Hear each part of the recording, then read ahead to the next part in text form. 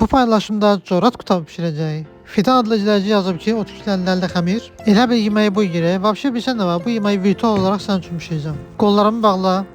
İzləyicimiz Almaniyaya qonaq gələcək. Kutab yeməyə. O bir qolumu da bağla. Yaxşı bağla ki, tüklərim çıxmasın. Oradan mənə jaketimi gətir. Əllərimizi də bağlamalıyıq. Axırda bizə qiymət verəcək. Kişinin qızı. Xəmirin reseptini deməyə ehtiyac yoxdur. 721 dəfə kutab pişirmişəm, səhifəmdə var. Narahat olmayın, zarafat etdim. Adamın iki nəfəsindən un çıxar. Kutabımız üçün xəmirimizi yayırıq. Bax, belə qalınlıqda olmalıdır. Fidan xanım üçün özəl olaraq stəkanımızı da örtdüm. Sonra bizdə səhv tuta bilməsin. Dairə şəklində xəmirimizi kəsirik. Daha sonra qalan xəmirlərimizi də əlimizlə sıxırıq, tezdən yayırıq.